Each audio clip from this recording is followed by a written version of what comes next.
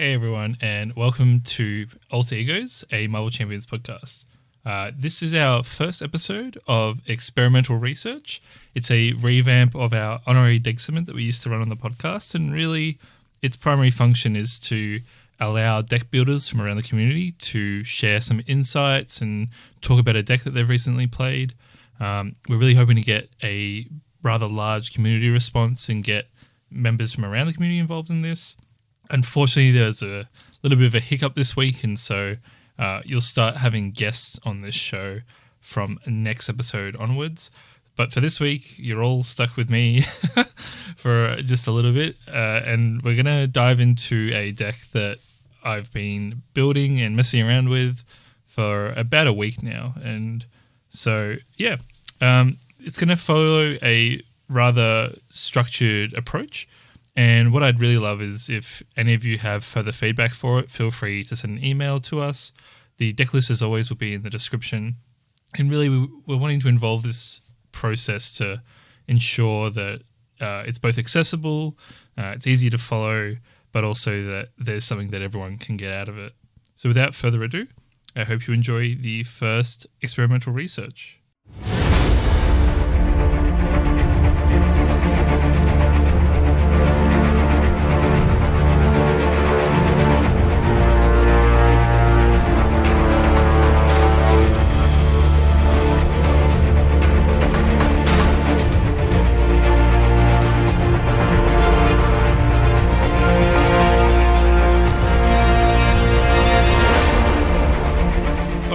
Everyone, welcome to Experimental Research 1. My name is Glenn, and usually I'd be the one asking the questions, but I'll be also the one answering the questions this week on our debut episode. So, who am I? Well, my name's Glenn. I'm a player from Melbourne, and I've been playing Marvel Champions since release last year in November. Just have a really good local play group that I like to hang out with before everything happened this year. And I'm really hoping that moving into next year that I'll be able to play with them all again. So the way I got into Marvel Champions was that I have been a long-term player of multiple living card games.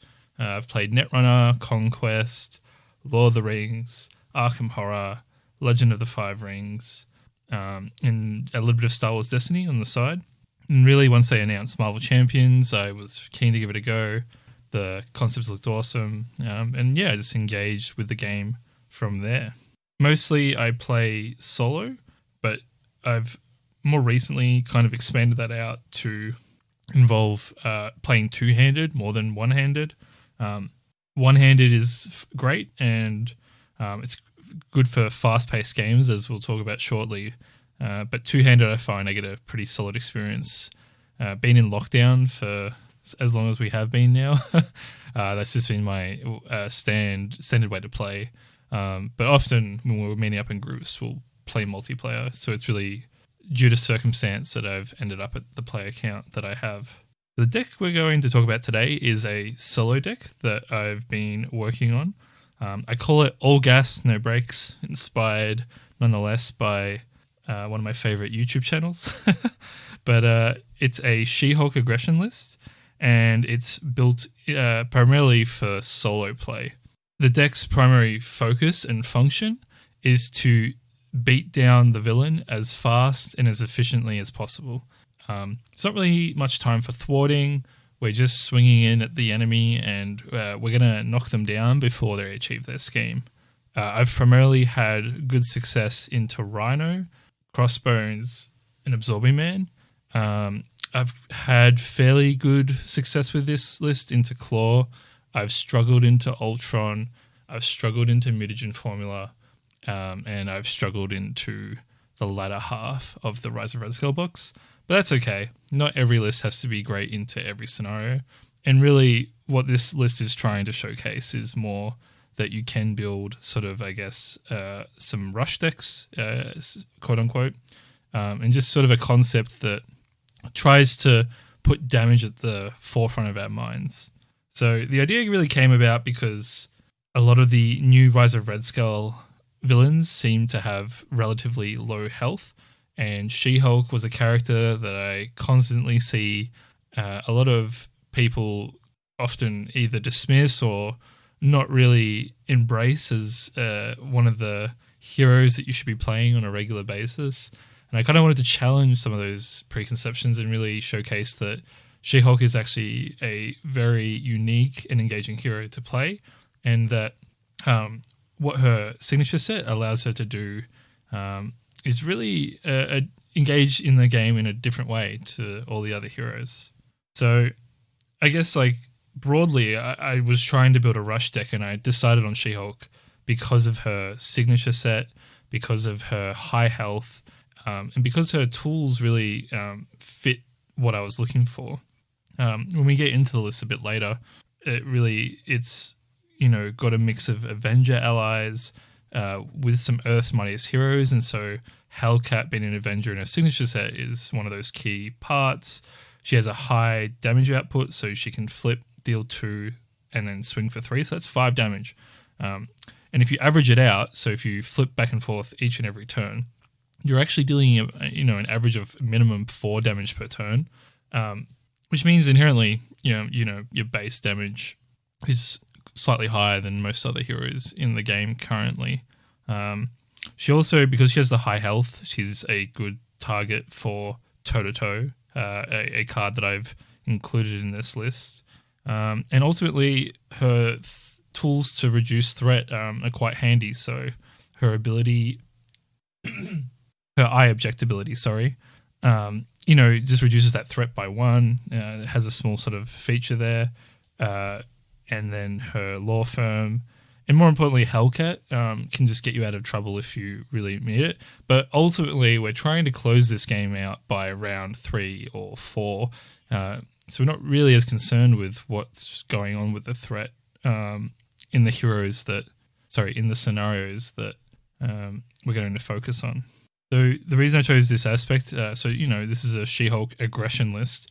And again, that's just reinforcing that we're really going for a damage focus, and we're trying to win on turn 3. I've had games where, due to the hands that I've drawn, I've been able to Gamma Slam on turn 2, which is absolutely, that's out of this world, and really only possible with Crossbones at the moment. But, we're really trying to just close the game out as fast as possible. And so aggression really provides some strong tools to get us there. And toe-to-toe is one of them. It's 2 cards from hand for 5 damage. It's far above most of the other damage cards for efficiency, if you disregard the downside of a villain activation.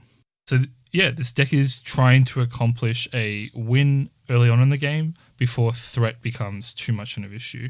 This list doesn't run any additional thwart tools. We're not really concerned with the fact that threat is accumulating on the main scheme. We don't really even care that there's side schemes, although in some scenarios, such as Rhino and Claw, you may want to commit a few resources into the ability to clear one of those side schemes that's problematic. But really, it's just meant to provide an engaging way to play the game in a slightly different way, particularly in solo play. I will say that if you choose to play this in multiplayer, I'd probably recommend a few tweaks to kind of commit to a longer term plan, because your entire team isn't really built around the same concept of closing out the game. But in solo play, where a villain only has 12 health and then 14 health, or 14 health and then 16 health, you can very easily deliver that amount of damage very, very rapidly in the kit that we've put together. So how does this deck deal damage exactly? Well, we've got a few sources of damage. In terms of allies, we have Hulk and Valkyrie as our ways to drop down someone that can deal between 2 to 3 damage and even potentially help clear a minion. On the event side, we have Press the Advantage, Skilled Strike, Toe-to-Toe, with Toe-to-Toe being our main way that we accelerate our damage engine. And then on the upgrade side, we've got 2 key upgrades to really focus on. We've got Combat Training as a 2 of, and Counterattack as a 2 of. And the reason we're running 2 of Combat Training, I'd almost try and squeeze a 3rd one in if I could, is that we're really trying to get that down turn 1 so that by turn 3, that 3 card from hand return has paid off with the damage. The reason it's better in She-Hulk, I will say, it might sound a bit nonsense that you're spending 3 over 3 rounds to deal an additional 3 damage, but in She-Hulk, because of Earth's Mightiest Heroes and because of the 3 of 1-2 punch, which offers a ready effect, you can really drive home that if you drop a combat training down turn 1 and then turn 2 and turn 3 you play a combination of those reset cards, you've kind of boosted the value that you've got off the combat training when there aren't other efficient ways to deal damage. And counterattack's just a nice way to go with toe-to-toe if you can pull it off. And the more one-cast cards that we have, the easier it is to curve out appropriately when you only have the 4 hand size in hero form. So how does this deck remove threat? Well, this deck removes threat through very limited ways. I'd say either Mockingbird, who's in the list, Hellcat, or the legal practices are going to be your primary way of clearing threat. There's many a game where I legal practice turn 1 against Rhino and clear breaking and taking. Against Claw, you kind of want to clear that crisis scheme, or even more importantly, the Immortal Claw that gives him plus 10 health.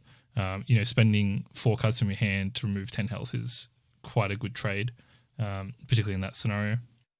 But really, it's primarily going to be Hellcat, I think. And the interesting thing about Hellcat is that with Earth's Mightiest Heroes coming out, she actually has a lot of value now. If you're able to thwart twice with her, so that's 4 threat removed, you can then on the following turn use Earth's Mightiest Heroes to reset She-Hulk, bring her back to hand, and then if you want, you can play her again and, thwart for 2 again. And I've found that she's been really useful in that way, just to kind of clear threat and, help out She-Hulk in the longer games, such as Claw, where Claw is a lot harder to get, that round 3-4 win, but Hellcat really is a great way to control the threat that you're facing. Has the deck prevent damage? Again, we're not really concerned with damage. We do have Hulk as a good blocker, and there are 3 sources of stun in the deck. So there's Mockingbird and the 2 superhuman strengths. We are running 3 press the advantage, so we are trying to leverage that stun to a little, like a limited effect. Because if we can start card cycling with press the advantage, we might be able to hit a skilled strike or, just a multitude of ways to, leverage those status effects. But in terms of preventing damage, dropping cheap allies is a great blocking tool, and just finding targets for toe-to-toe other than your own identity is a good idea. However, I will say that your game plan to finish early really is built around the idea that you take, a few hits in those first 2 rounds, and that hopefully, if you get lucky, you can draw Gamma Slam on round 3 or 4 and just close out the game because of the extremely low health pool. What are the deck's strengths? Well, I'm pretty confident that this deck is one of the most rapid ways to deal damage to a villain. There's many a term where I look at a villain at the end of round 1, and I've easily dealt between 10 to 12 damage depending on what my hands look like. Just alone with 1 toe-to-toe in hand, you can deal 10 damage to the villain. Doesn't matter what villain, but you can deal 10 damage. I think that's a pretty good start to the conversation. If you want to kind of go even more efficient, you have things like skilled strike and press the advantage to really get you over the hump on turn 1. I should also say that press the advantage is a great way to just remove the status cards, so like you can clear your own stun if that comes up in a game.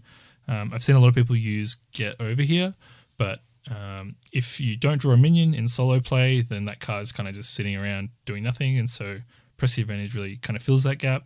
And if you get the draw off it, it's equivalent to what skilled strike is doing, but it fills the hole of being an attack card. There's a few value, in terms of some of those strengths. The high health and the ability to both have split personality and Gamma Slam in a deck kind of makes it ideal that this is the hero to kind of try this deck in first. I'm sure you could put it out there into other heroes, someone like Spider-Man that has 3 of a 8 damage card, like that seems quite efficient, and his resources would be slightly better as well. So I'd be really curious to see how he goes with it. but he doesn't have the flip effect to, deal damage on the side, the do you even lift ability. And he's only got a base of 2, so it might be a bit more inconsistent if you tried it in there. So what are the deck's weaknesses? Well, obviously this deck is you don't really thwart. You're not really trying to address the threat on the main scheme unless it's absolutely necessary. You're just trying to race down the villains. So villains that can't generate tough consistently or minions with guard are very vulnerable to this play strategy. If there is a scenario where there's lots of guards, such as the thralls, you get stalled out to a sort of significant degree. The armor guards in Claw can be quite problematic. When you flip to Rhino 3, it can be quite troublesome because he has tough, you have stun. Like that's probably going to stall you an entire turn most of the time. But really, it's the thwart that's going to kill you, and the exhausting. So a lot of card effects that exhaust are going to make it a bit more troublesome for you to succeed. But again, we're running 2 resets with the Earthsmire's heroes, and if you are ready, you do have the 1-2 punch to get you out of trouble as well. So some particular scenario matchups that I really enjoy, I've already listed them, but it's really Rhino, Crossbones, Absorbing Man. Just sitting down for literally 5 to 10 minutes, bashing out a game, having a fantastic time, having a brawl, and just dealing damage. Just that's all we're going to do. As I punch them, they punch me back, and then I punch them back harder. It's really good fun. The games are fast and rapid, and I've not had really a negative time, especially because I know what I'm trying to do going into it. So I have that game plan established. I know that my deck isn't going to be able to thwart very well. I know that it's really just going to be dealing a bunch of damage. But yeah, it's really, really fun. And it's a list that I am hoping to work on as we get more and more scenarios. I'd be really curious to see if we can take down Kang with it. I'm not very hopeful about that, but it'd be interesting nonetheless. So any piloting tips for this deck? I think I'd just say is just if you know what the game plan is and just to focus on that, don't need to really think about much else. Try not to worry too much about the threat. Just see what you can do with the damage output first when trying the deck. And if you feel like you're not getting there, then maybe tweak your sequencing to implement those little edge case thwart scenarios where you can. I know a lot of people like to rag on legal practice, but it has a place here in that if your opening hand is a bit odd, you can just clear a side scheme, flip, deal 2, still play toe-to-toe, and deal, that's 10 damage done to the villain, and you cleared a side scheme with 3 starting threat. That's a really good start, regardless of what you think of it. Also, play your allies when you can, and save Hulk. Don't use Hulk. Use him as a blocker the first time, and use the 3 damage to close out the game near the end. So part of what this small series is going to do is we're going to just quickly do a small mulligan, and we're going to talk about what we do if we were mulliganing against Crossbones in the context of this deck. So I've got the deck builder open here. We're going to do a card draw simulator. Okay, so like my opening hand for this game is Superhuman Strength, Earthsmire's Heroes, Split Personality, Press the Advantage, and Relentless Assault. And what I actually am going to do here is I'm probably not going to mulligan anything in this opening hand. The reason being is what my game plan would be here, because I have the genius, is that I can actually play Split Personality and commit to the table the Superhuman Strength. So against Crossbones, I don't really care that he has a weapon in it, and I don't really care that he will progress to the main scheme too. It's actually more efficient for me to be able to close out the game that I commit Superhuman Strength, I flip, I deal 2, I swing with Superhuman Strength, dealing an additional 5, so that's 7 of his 14 health, and then he's stunned. And then I can Split Personality and try to build a board state with what I draw. So that might be that I draw a legal practice, or that I, draw some allies that I can commit to the table. And so, yeah, we'll try that now. So if I continue with this open hand, I drew 6, we'd see that, so I drew Hellcat, Press the Advantage, Ground Stomp, Legal Practice, 1-2 Punch, Strength. So if we saw there, I could use just a few of those resources. It allows me to commit really Legal Practice, Hellcat to the table. And then from there, I'd be able to, the following turn, maybe manage a little bit of the threat and go on with my day for dealing damage. Again, if we go into turn 2, just to talk a little bit more, we do get the Superhuman Strength, the second copy. We get a toe-to-toe, a Hulk, Legal Practice, Focus Rage, and Energy. And that's a fantastic hand. So we'd be able to play the toe-to-toe, so that would clear the first stun that he had. Because if we flip back again, that's the entire 14 damage dealt. And then we could still commit down to the table probably the second copy of Superhuman Strength. And then the Hulk and Focus Rage would have to be forfeited, unfortunately. But then we'd be able to deal an additional 5 and try and find a way to deal 11 the turn after. So that's a mulligan there. And hopefully that gives a little bit of insight into what we're really just trying to achieve with this very straightforward deck in terms of its game plan. So thanks for everyone for listening to this episode of Experimental Research. As we end this show, I just wanted to leave everyone with one small deck building tip, and that is that really you can build your deck based on any level of focus. So, don't feel afraid to just look at one single ally and try to build around that. For instance, with She-Hulk, you could just go, I'm going to play Avengers Tower, I'm going to play 3 AMH and see how many times I can reset She-Hulk with a weird combo of bringing Hellcat back to hand and making use of that. So yeah, just if you have good ideas, put them into a deck builder, put some cards together to try and complement that plan, and then test it. Just test your decks. This deck I played I think 20 games just to get a good feel, and there were a few cards that I cut in and out, but really after each game I just reflected on what round did I win, how much damage did I deal, were there any weird draws, and is there anything that I want to change to try and make it more optimized. As always, you can check the list in the description. I hope you enjoyed this first episode of Experimental Research. I'm sorry that it's just me this week. I promise from next week onwards, I'll be asking the questions and not answering them. And look forward to Black Widow Protection next week as we go through this format. I'd also love to hear your thoughts on the format. So if you do have feedback, feel free to email it through at alteregosmcpodcast@gmail.com. I'll take that feedback on board as we try to streamline this process further. Thanks, everyone. And as always, have a good night.